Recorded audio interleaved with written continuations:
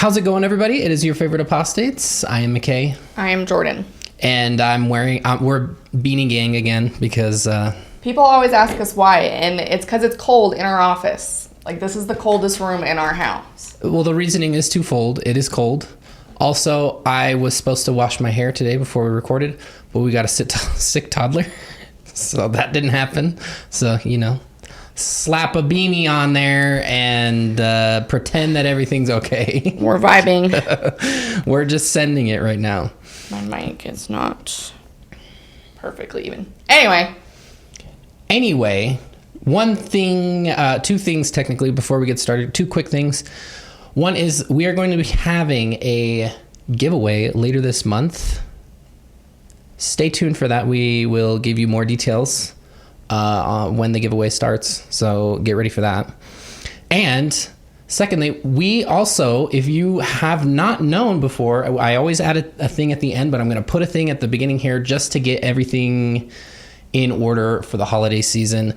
We did a collaboration with the Exmo Candle Co. We have our very own self-care day scent that we made in collaboration with Jen and Adri over there at the Exmo Candle Co. So if you are looking for an awesome scent that you would like to... anthropology. Yes. If you would like to give somebody the gift of apostasy and the smells of self-care... and support a small business. And support us to a small degree, but more supporting a small business. Mm-hmm. Go check that out. I'll put a link in the description or maybe even a card up here so that you can support them and you can support us if that's something that you would like to choose. Hell yeah! Hell yeah. Like I said, it was quick, so let's get on with it. Today's topic, we're going to talk about something that came up in this last week's Mormon General Conference. Dun, dun, dun. Which people are regarding as historic. Is it, though? I feel like this was so boring. This one was so boring. Well, I mean, this point is kind of historic, I guess. The changes, you mean? Is that what you're saying? This change, so... To get to the point, there were updates. There's an update that is being rolled out for the pamphlet for the strength of youth, which historically has been detrimental at best to the mental health of the youth within the Mormon Church, outlining kind of purity culture standards. Don't touch yourself. Things. Only one hole that wasn't man-made in the ear. And there's only one hole when that doesn't you're married. Really make sense, but poop hole loophole. But just to keep things brief, in the past we have talked about how tattoos, as outlined in that pamphlet, were a big no-no. No tattoos whatsoever. Tattoos and Mormons, boom, don't go together. So much so that when a convert joined the church and she had tattoos, they made such a big deal about it. They put her on this crazy ass platform. She's written numerous books, has super popular social media channels, all because she's the tattooed Mormon. It's really all it takes. Yeah. In this pamphlet, this is the 2011, the one that I experienced most, but this was a revision from the 2001 entry in this on this topic. But in the 2011 for the strength of youth, there was a section that said, do not disfigure yourself with tattoos or body piercings. Young women, if you desire to have your ears pierced, wear only one pair of earrings. Now, in this latest edition, they have a section titled Your Body is Sacred. And at the very top of the question and answers section for this chapter, if you will. I don't know. It's a pamphlet, so it's not too extensive. Yeah. They say, what are the Lord's standards on dress, grooming, tattoos, and piercings? And the response is, the Lord's standard is for you to honor the sacredness of your body, even when it means being different from the world. Keep that in mind. Let this truth and the Spirit be your guide as you make decisions, especially decisions that have lasting effects on your body. Be wise and faithful and seek counsel from your parents and leaders. So the explicit language regarding the no tattooing, in that being a disfiguring of your body, and no piercings other than the one hole for the ladies. has been removed, in effect. Yes. Now, we got a lot of friends on Mormon TikTok. Definitely no shade to them. Everybody's been saying like, yo, all the Mormons are going to be going to get tattoos. But remember, this is the Mormon church. And when it's not expressly permissible and it's ambiguous, you gotta watch yourself. Because the point here too is seek counsel from your parents and leaders. You think that all of the old boomer ass white Mormon leaders who have been in this church for a billion years and they're dinosaurs and they have literally zero capacity to be empathy. They're just like walking around like little irate toddlers all the time. Do you think they're suddenly going to be like, oh, yep, that means you guys can get tattoos? Cool. Yeah. Y'all are out of your mind.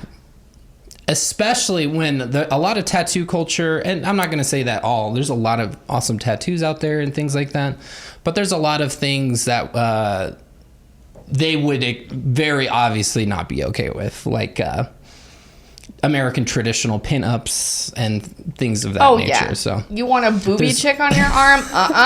There's a lot within tattoo culture that they won't be okay with. But we're going to talk a little bit more about that and as it relates to Utah in a little bit after we delve into the origins of this.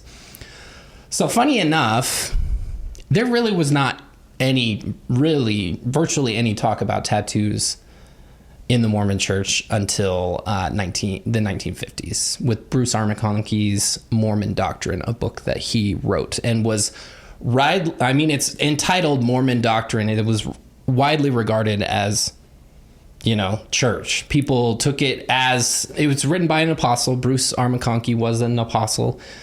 He led the effort to standardize the Mormon scriptures as you know it today with all of the references and the verses and the chapters like we have them today. But this was his other kind of like big undertaking that he had. So in that book, in Mormon Doctrine, and I'm reading these from FAIR Latter-day Saints, formerly known as Fair Mormon, which is a Mormon apologetics site. So thank you for doing the legwork for me and compiling literally everything that's been said in Mormondom about tattoos. But you guys are the Shout worst. out.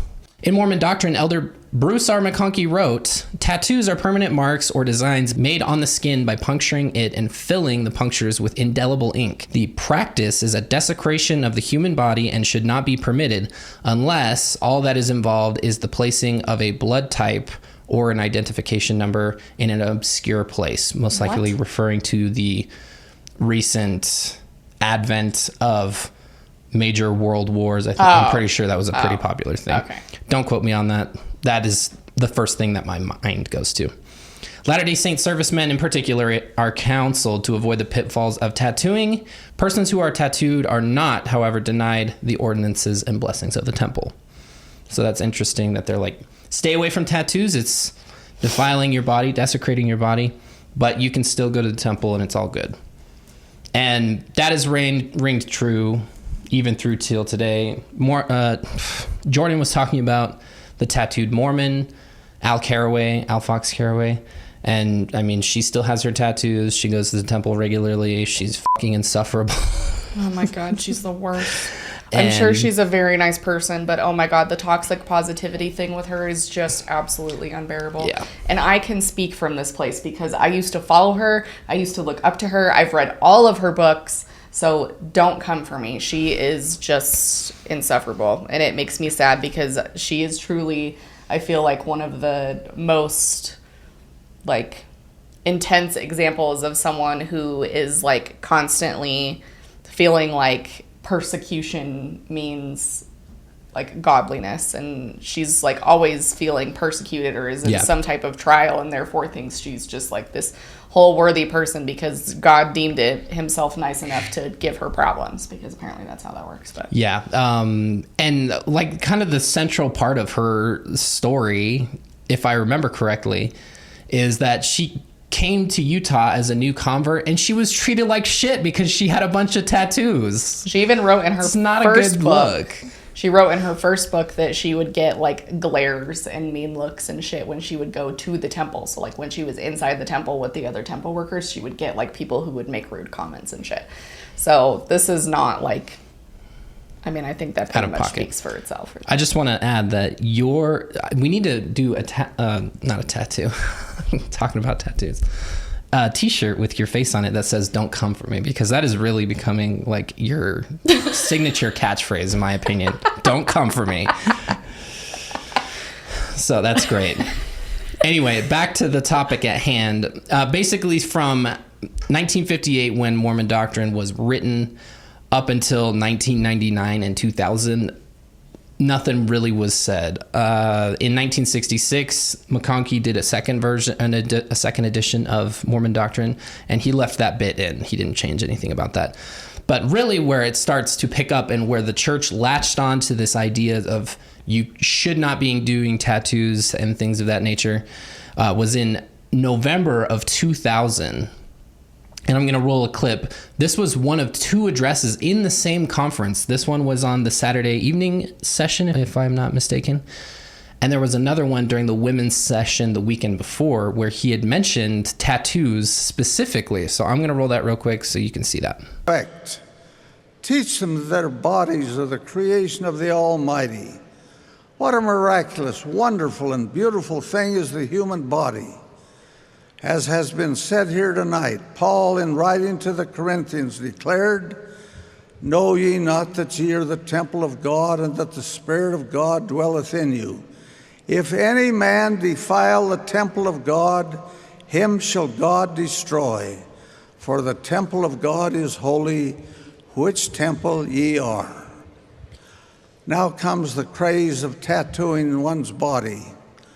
I cannot understand why any young man or young woman, for that matter, would wish to undergo the painful process of disfiguring the skin with various multicolored representations of people, animals, and various symbols.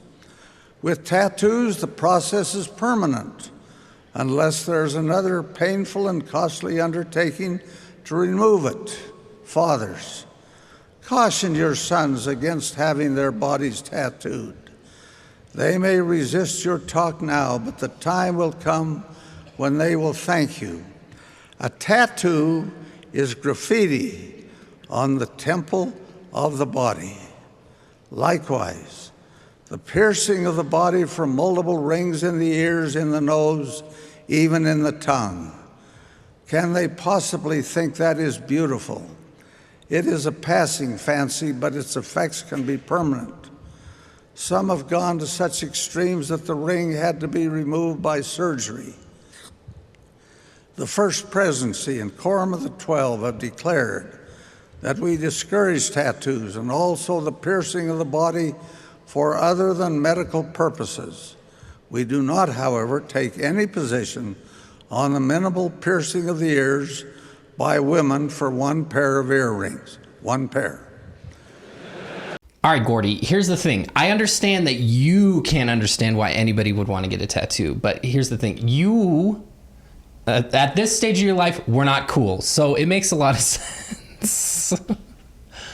So this is kind of the blueprint for what was to come about total shutdown of people getting tattoos and things like that. Now, I don't know how popular tattooing was in the Morador in the 90s even. Who's to say? I was born in 95, so I'm not going to remember any of that shit. But none of my Mormon family members had tattoos. Any of them. So it was already, seemed like it was kind of common consensus after Bruce McKay had written that in Mormon doctrine. But why the one hole in the ear? Nobody knows. It's the God hole. If there were more holes, he would get confused. So he's got to stick to those. All right. So basically following this was the 2001 revision of For the Strength of Youth that included that little segment specifically condemning the act of getting tattooed and things of that nature.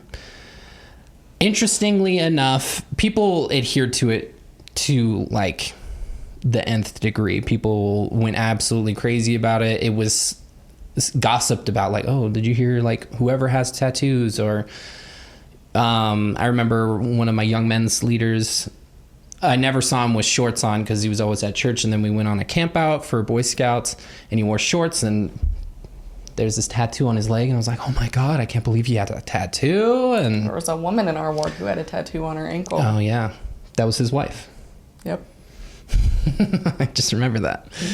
It was always like a big scandalous thing. I mean, I thought it was very brave of her to wear anything that didn't cover her feet. And this is even in Colorado. This isn't in Mormon land. And it felt like it was something like, oh, they messed up. Mm-hmm. Like they didn't want to follow the prophet. She was young and stupid. And things of that nature. So people always want to say, oh, well, it's super different here. And maybe in some places it is relatively different. But I mean, the culture is derived from the doctrine and the things that the prophets and apostles say. And some people would probably come for this talk and say, oh, this was just like Gordon's opinion. It wasn't anything that was really like even policy or doctrine or anything. But he said right there, I made sure to include that he, the other two in the first presidency, and all 12 apostles were in agreement that this was not something that you should do. The first presidency and quorum of the 12 have declared that we discourage tattoos. So was it him that was just off base and he decided to say it? Were they all off base and God just allowed it? It just seems kind of weird to me. Now, something that I remembered thinking and was kind of like, it was kind of confirmed by the people that I knew was that if you had culture, if you were part of a culture that tattooing was a big part of that culture, that it was permissible. Because I knew some Samoan people. I worked with a few Samoan people that had tattoos. And even she, I feel like, kind of, like when she would talk about it, she kind of felt ashamed of it. She was like, don't do it or whatever. Even though, like, in Samoa, the tattoos have huge cultural significance in some circumstances. And I'm not too read up as how that applies to the people of Samoa. But if you aren't in the know, in Hawaii, the church owns the Polynesian Cultural Center, which kind of is sort of an exhibition for the cultures of the Pacific Islands and things like that. And tattoos do come up, obviously, because they employ indigenous people to teach about their cultures and everything like that. So when people were starting to ask about this, the director of the Polynesian Cultural Center, P. Alfred Grace, said in 2016 about this, the cultural tattoos are actually something that we discourage our employees to use because while there's a good or a good cause for it, a good reason, we feel that there is a higher law which is to recognize our bodies as temples. And so we're comfortable with that. For some cultures, it's still a very significant part of their identification from a rank and status point.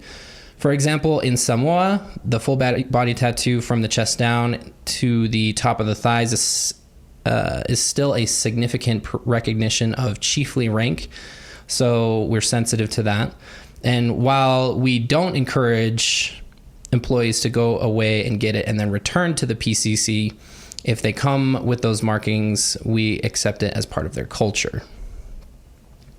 So it seems pretty clear that they don't necessarily, and this is church property and everything like that. There's no other place in any handbook that says explicitly that these cultural tattoos or markings are okay or even welcomed in a lot of cases. I've never been there.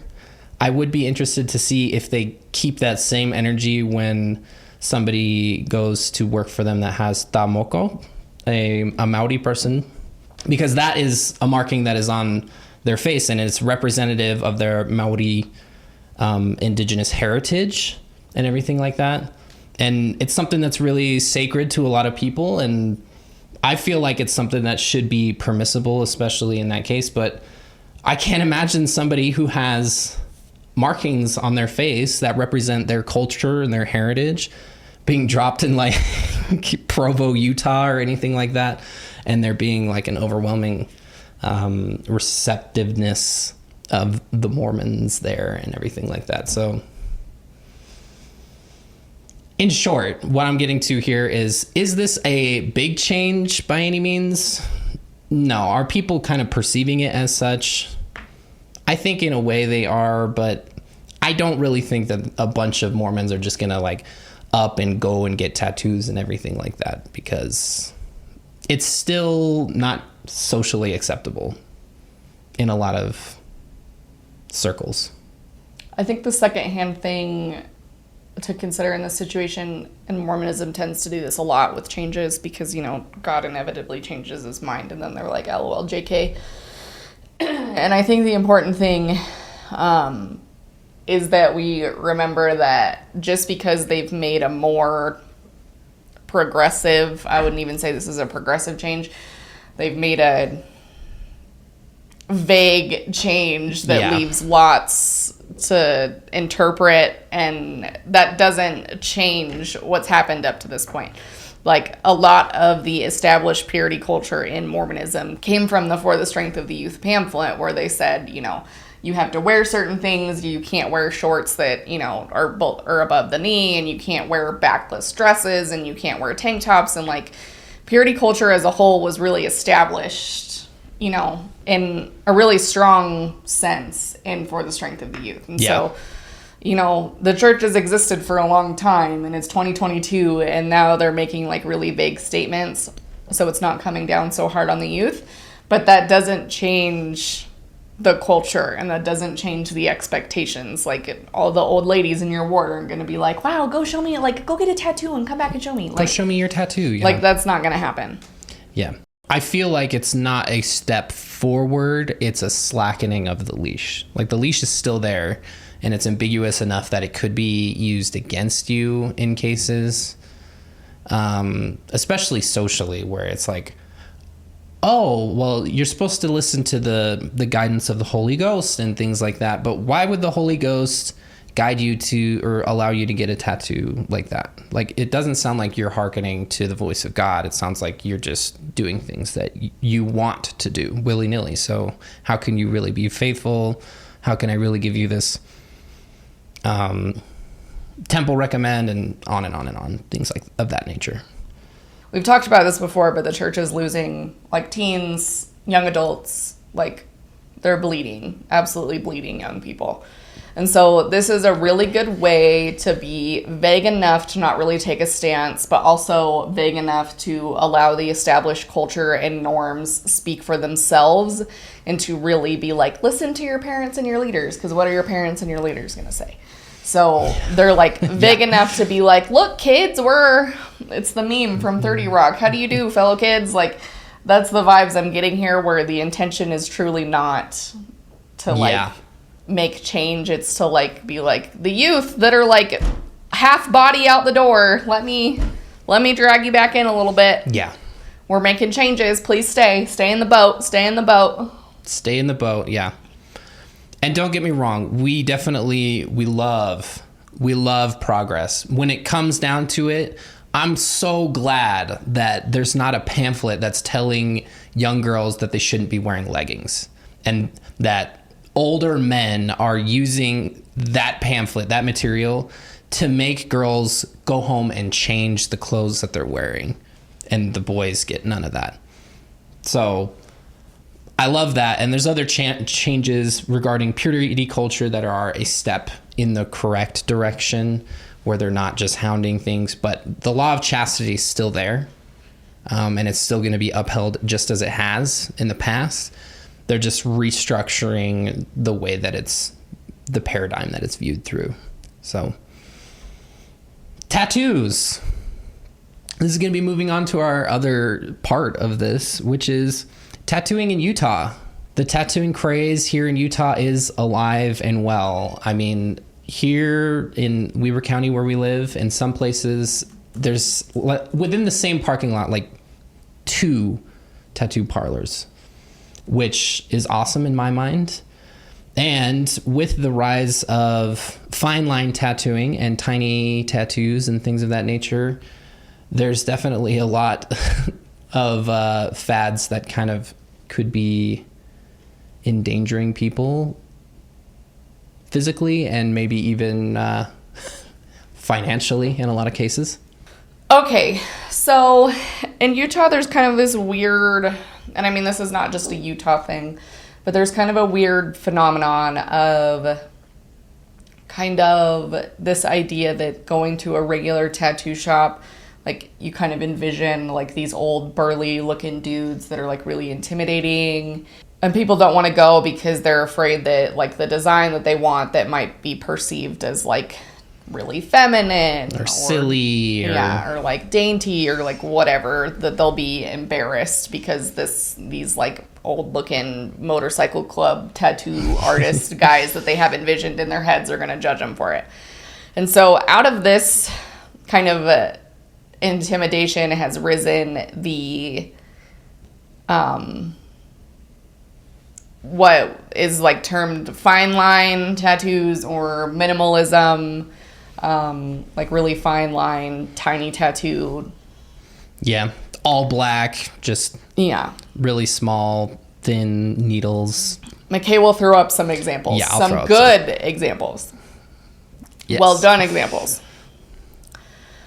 So the problem with Utah, and this is going on other places too. So I can't speak to what's going on in other places, but particularly in Utah, there has been a movement of people who are not tattoo artists, traditional tattoo artists who do apprenticeships for many, many years before they consider themselves like, you know, a legit professional tattoo can artist. operate on their own without a mentor or tattoo artist. So permanent makeup artists that have been trained and certified in permanent makeup stuff like microblading and things of that nature have now, because of the like vagueness in the law in Utah, can do like tiny tattoos basically. There's not really like any official licensing or anything that you have to get in order to be a tattoo artist here, I don't think. As far as I know, no. The only thing is that your stuff has to be like You just have to be instructed in cleanliness or something like that? Yeah, like the equipment and how to, basically. And So, and that's mainly more to do with like where you're located. Yeah. And the materials and tools that you're using versus the actual, So what has happened is there is a lot of permanent makeup artists, lash artists, cosmetologists in Utah that have kind of leaned into this whole tiny tattooing opportunity as another way to make money, creative outlet, whatever. Yeah. Primarily, from what I've seen, there's a lot of them that aren't in it for the right reasons. And we'll get into that in a moment. But these people have started, including it as part of their beauty services. So like you can go and get your brows microbladed and you can also get a tiny tattoo. You can go and get your lash extensions done and you can also get a tiny tattoo. So it's kind of like morphed into this thing. So there's a lot of them out there, okay? They've like saturated the market with tiny tattoos in Utah. Oh, yeah. It's like all the rage. And so what has happened is a few people who like term themselves kind of like the starter of the tiny tattoo movement in Utah, of the fine line tattooing people, a handful of them have decided that they're going to teach other people how to do fine line tattooing. And so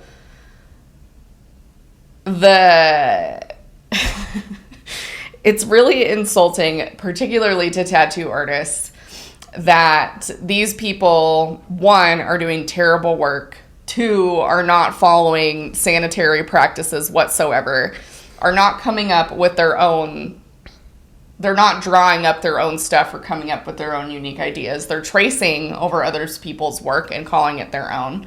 And their training is basically zip. Not even a fraction of the amount of training No apprenticeship or anything of that nature. So the most popular training in Utah is a 4-day training from a woman. I will not name her, but I will include more details about that in a moment. But anyway, she has this class, and it's 4 days, where the first day is all online. The second 2 days are in person, and then the third day is practicing on like an actual human model.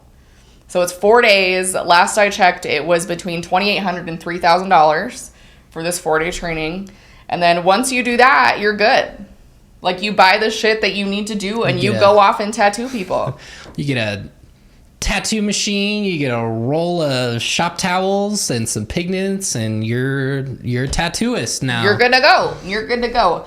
And for like tattoo artists especially, who do everything the right way and, you know, follow basic human, you know, sanity and, you know, is actually adhering to standards as far as ethical things. And, you know, it would just be a major slap in the face, especially to people who had really long apprenticeships, where they really put in like years and years of work before they got to a point where they were even comfortable tattooing not under a mentor. Yeah. You know, and so it really just blows my mind.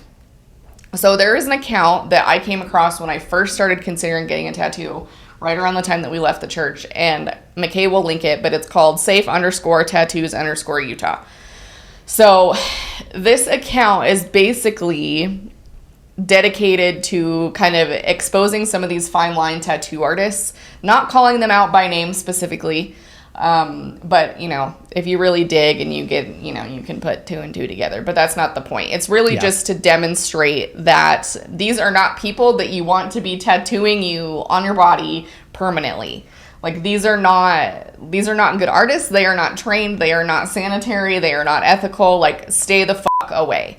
That's the whole point of this account. And so she puts out information about amazing artists here in Utah that you can go to. So she puts out like where to go and how to go and how to find a good tattoo artist and how to make sure that they're, you know, doing the right things and what to look for. And she puts out all kinds of great education. She's a tattoo artist herself. Her name is Sarah. I'm going to butcher her. I don't even want to butcher her last name, so I'll just have McKay put it up. But she is a tattoo artist, and her work is... She is a super talented tattoo artist, so she runs this account like nobody's paying her to do this. This is lots of free emotional labor. She owns Locust Tattoo, which is here in Salt Lake City. And so it looks like in a shop with a bunch of other artists. I have never gone to her personally, but her Instagram and Locust Tattoo's Instagram is full of amazing work and amazing artists. So if you're looking for somewhere to go in Utah, Salt Lake, hit them up. But the funny thing is, as far as I know, this woman is actually the sister of another really prominent LDS woman. So, you know, kind of crazy how these things go about. A notorious LDS woman, I guess I would say. Yes. So basically, I'm just going to give you some examples here that we're going to look at together of these trainings. With this account, a little while ago, somebody asked Sarah, the account owner, like where she finds all these god-awful images. So in her own words, she responded and said, people send these to me with their horror stories. 99.9% of them are from Utah, and it's been happening since fall of 2020. It's a huge industry now, and I feel for all these poor clients when they feel embarrassed, humiliated, and scammed. Plus, after they find out what it would have cost them to just go to a tattoo studio and having to get a bigger cover-up of something that's the whole point was supposed to be tiny. I mean, that's kind of the gist of it, is they're very, you know, very minimalist, very small, and then people are having to pay an inordinate amount of money to, you know, I mean, not inordinate, but they're having to go out of their way to spend more time and more money to cover up this piece of shit that they wanted to be, you know, this tiny thing. And in a lot of cases, this is people's first tattoo. That's what Jordan got the first time she did. She went and got a tattoo. And maybe I'll just throw it up here. I'm going to embarrass you for a second. I'm sorry. It's not Jordan's fault. But I mean, this tattoo took 3 hours. She was sitting in the chair. And our current tattoo artist could zip it out in 10 minutes. Like, and better. She could do a better job in 10 minutes. And it is not, we'll put up the side-by-side of what it looked like then and now, right? Yeah. So it has not aged well. There was also this artist was clear that touch-ups would cost money. And if you're in the tattoo industry, you know that charging for touch-ups is like absolute bullshit outside of some extenuating circumstances. But it has not aged well. It is fine line. I went to this woman at the very, really beginning of her career when she was really just getting started. Now she's a really respected tattoo artist here in Utah, and she's been put in some additional work, and she's done some additional training, and she's actually, approved by Sarah. And so she's come a long way, but I went to her at the very beginning of her career, and it is, it's not terrible. It's not as bad as some of the ones I'm going to show you, but it's also not great. And I have not had it touched up, obviously. She also lives on the way end of the state. So an hour and a half drive now, and I'm not doing that for that. And I'm not doing that. So I'm going to show you, this first one is an example from basically the head of what I will call, they refer to themselves as the Tiny Tat Club. Like she's the head of the club. She's is the professional. The Regina George. Yeah. Of the Tiny Tat Club. And I'm going to show you this image.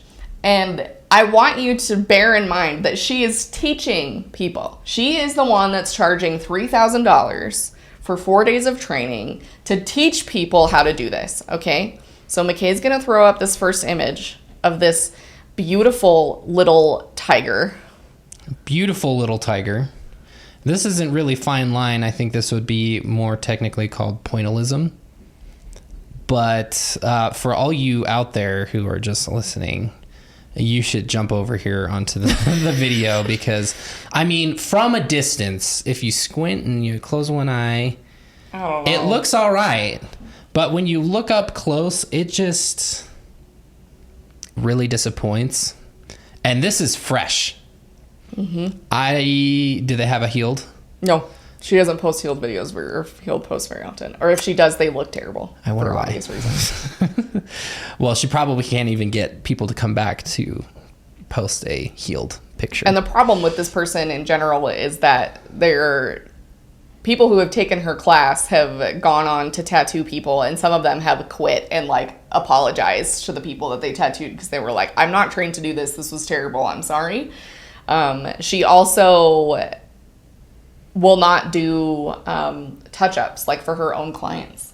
This Instagram account has been reached out, some people who have got tattoos by this terrible person, saying that she'd canceled their appointments 5, 6, 7 times to get it touched up, and eventually they just quit. Whoa. One person, she had canceled, the tattoo artist had canceled on her for the touch-up 3 times, and the 4th time, or the 3rd time she went, and the artist told her she was just running late, so she waited in her car. And after 30 minutes, she still had not reached out to her and told her to come in. And so basically she just told her to f*** off and went to somebody else to have it fixed.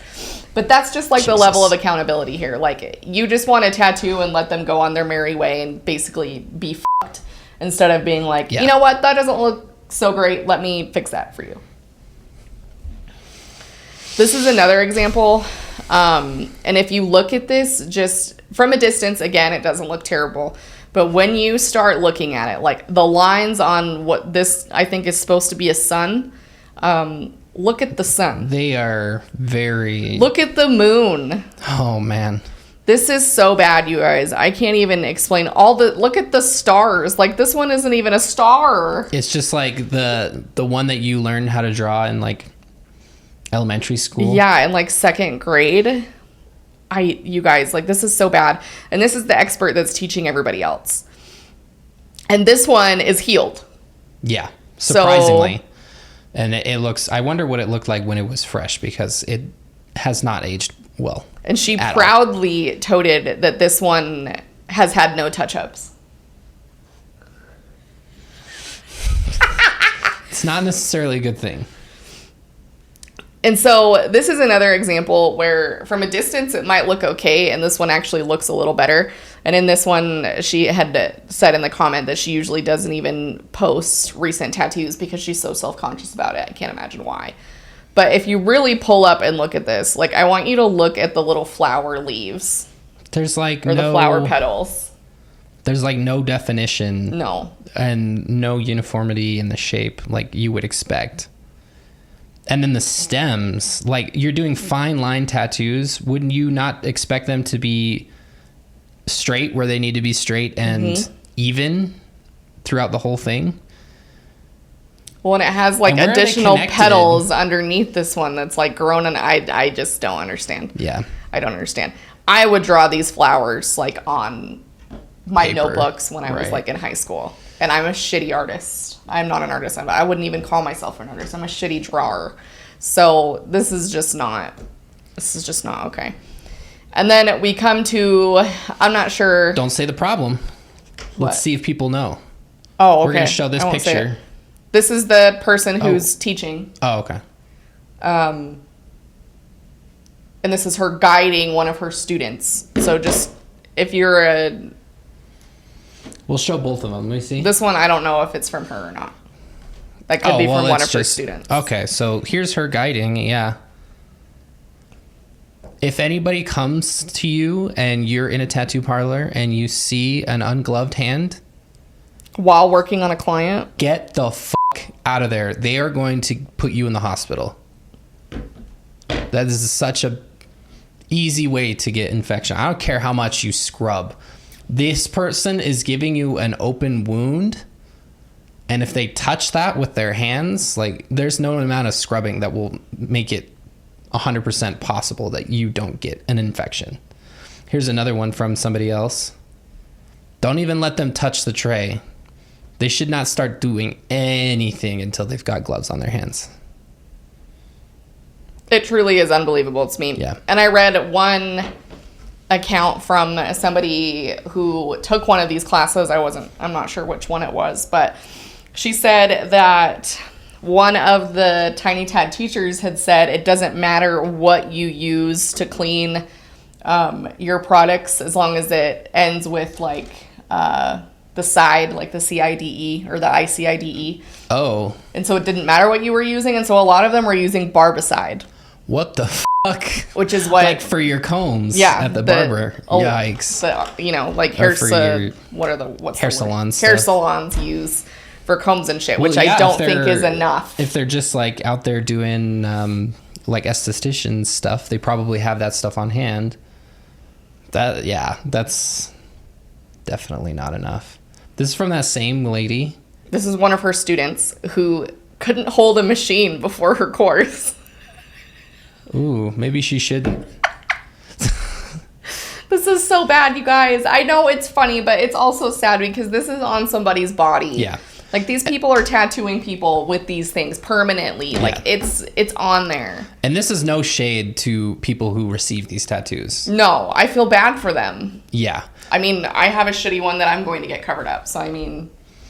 So, it's not to say, oh, these people are stupid. I can't believe they went there. In a lot of cases... especially here in Utah, it could be your first one and you have no idea what the standard is. Nope.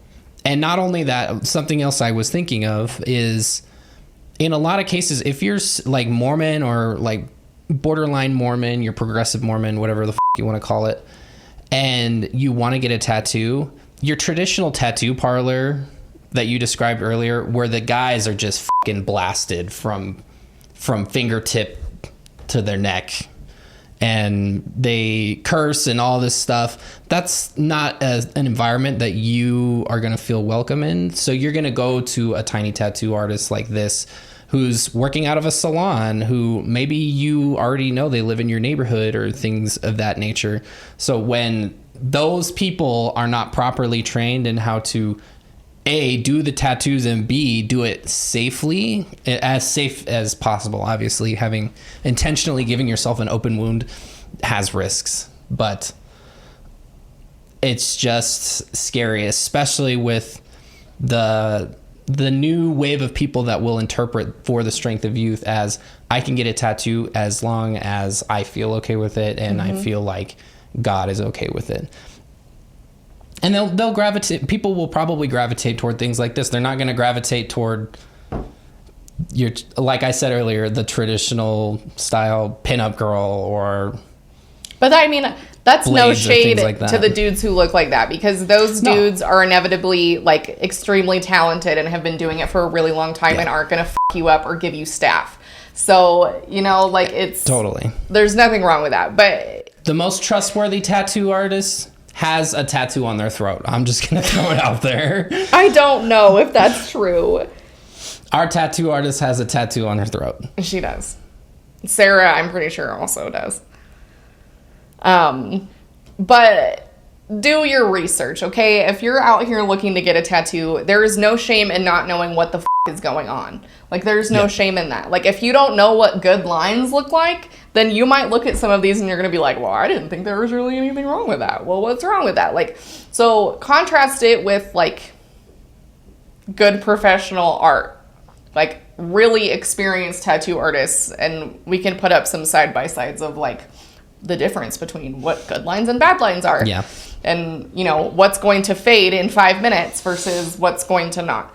And that's also kind of there's nothing wrong with, like, the fine line style or the fine line style. No, absolutely not. Just with the note that it will probably have a tendency to fade more quickly over time than tattoos that are, like, you know, like really thick, bold lines, because you won't, I mean, they'll still fade, but it won't be as obvious, you know? But there's no harm in doing some research around your area, or even asking people and being like, you know, who have you gone to? Can you show me what the work looks like?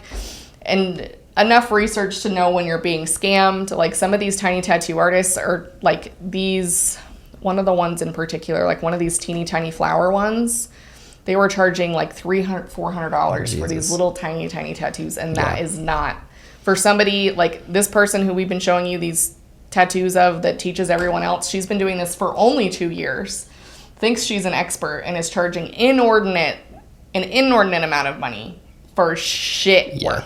Absolute shit work. And so not only are you getting a crappy tattoo, you're also getting scammed. Yeah. So don't hesitate to reach out to people who know what they're doing, so you have a basis, because, you know, every artist is different. Some do hourly, some do by the project. It's different, like depending on what city you're in, it's going to be way different. Like, Salt Lake's going to be different than like somewhere in Wyoming. So, or even Ogden, really. Yeah. You can have there's a lot of different things that go into it.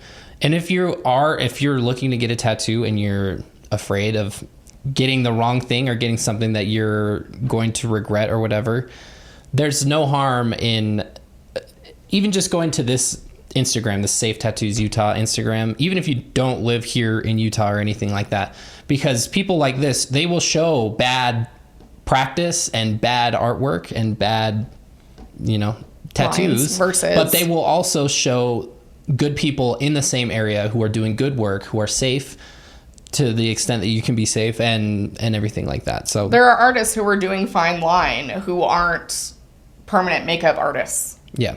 Like, you can go to an actual tattoo artist who does these things, and not somebody who just does, you know, tattoos on the side and occasionally does lashes. Yeah.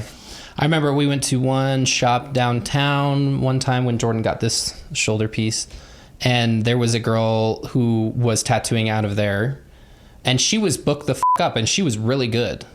She only did black and white stuff and a lot of fine line things and things of that nature.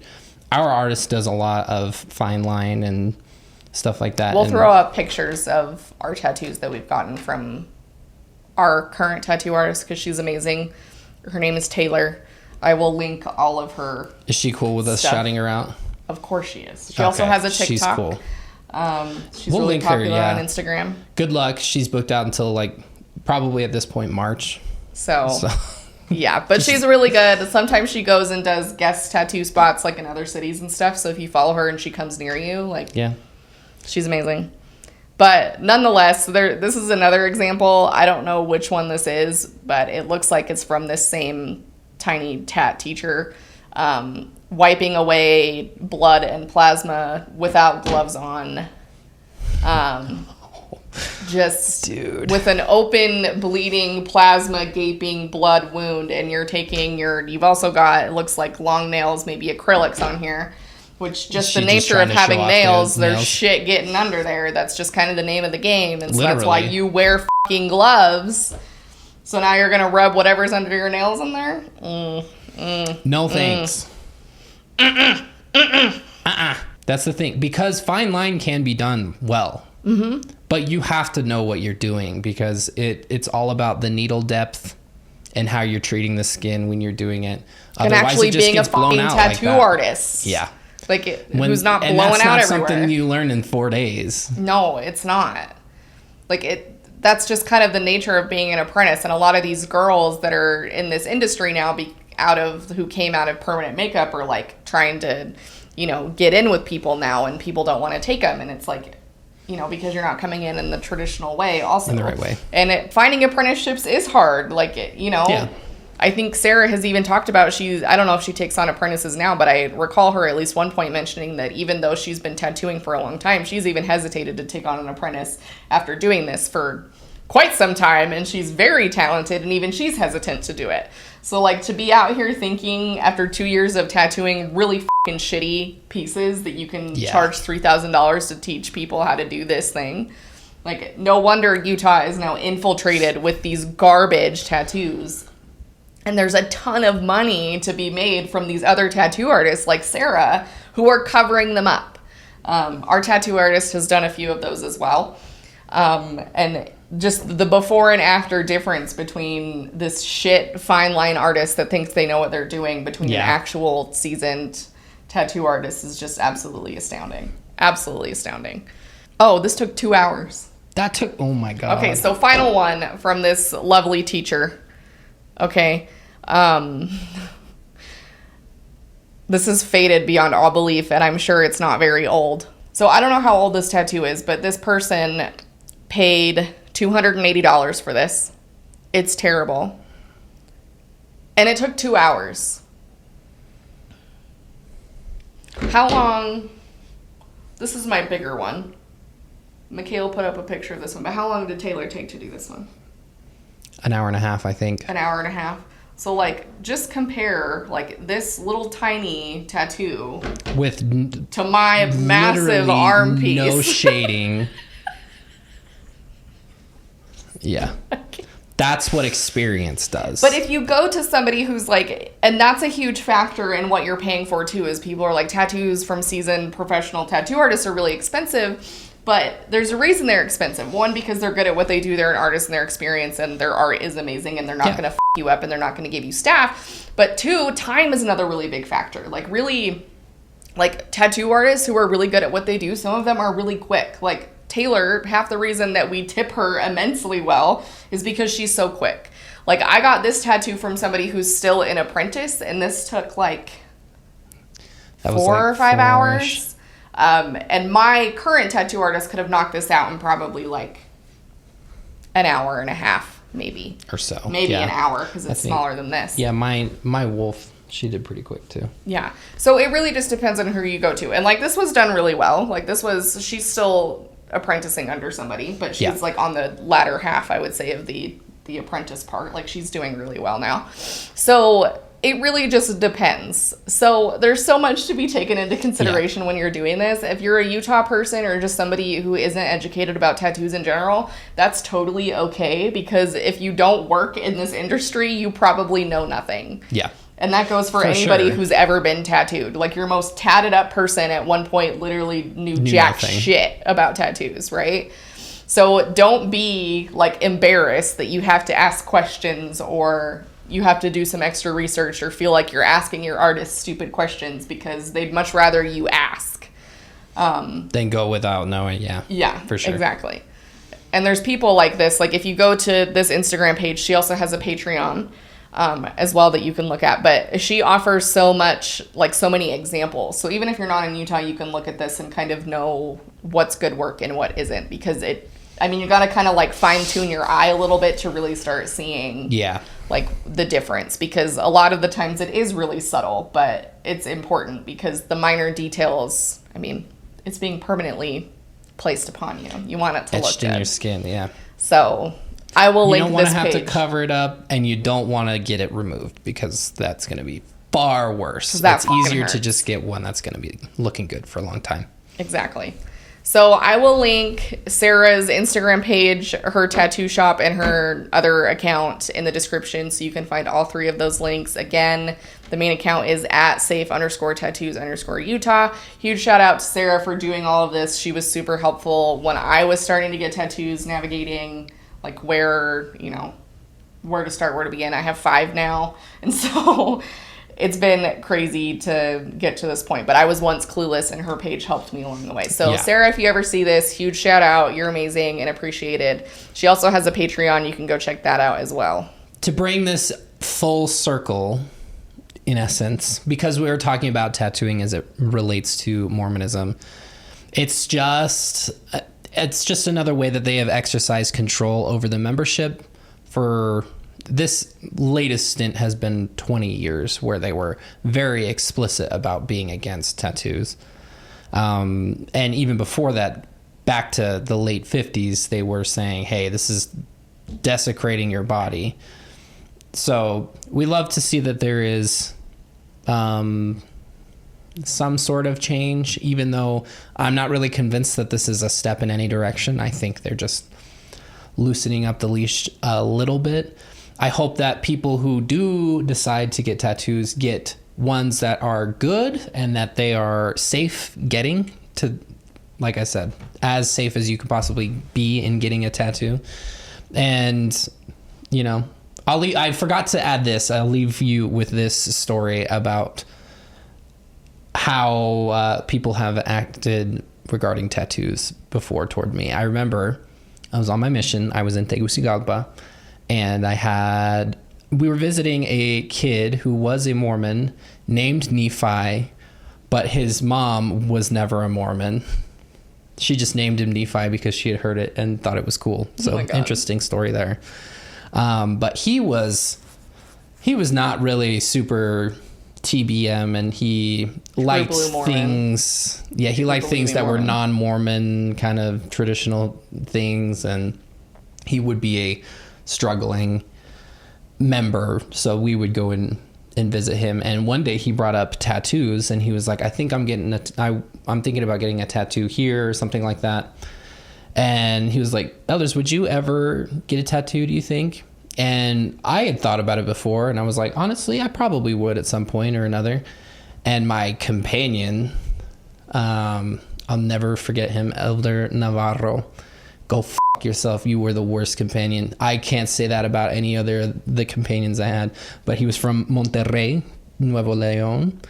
And he was like, absolutely not. The prophet has told us not to, and I will never do it. And that wasn't even the worst part, because when we leave, he turns to me and he says, "Elder, somebody who would think about getting a tattoo is a sign of a future inactive returned missionary." Well, joke's on you, buddy, because I'm an apostate returned missionary and I got tattoos and I'm living my fucking life. So what can you say? That's my little story about tattoos and Mormonism. Oh, we'll also link our tattoo artist in the description so you can follow her as Yeah. well. Shout out. Shout out, Taylor. We love her. you. If you stuck around to the end, thank you for sticking around to the end. I reward you with a little personal tidbit about me. We love each and every single one of you. If this is something that you would like to hear more about on a regular basis, you can hit that subscribe button down below. Or if you're listening, you can download our podcast. It helps us amazingly. If you'd like to continue to support us in some way, shape, or form, you can check out our Patreon or become a member of the channel. You get the same perks either way. You can find that information at patreon.com/Jordan and McKay. We just put out an exclusive little tour of Salt Lake City. So if you want to see that, you can go and get the details in either of those places. You can also support us by buying our candle from Exmo Candle Co. for one. And then you can check out the awesome shirts and stickers that we have in our Etsy shop at Happy Brain Collective on Etsy, or in our Teespring, with both of those links down in the description down below.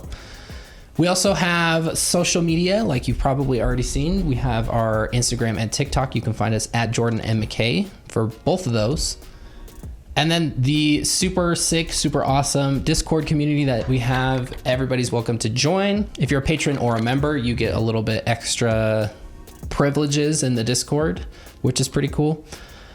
And otherwise, anybody can just join, and it's an awesome community. We love everybody who's there. It's a cool, safe space to meet people.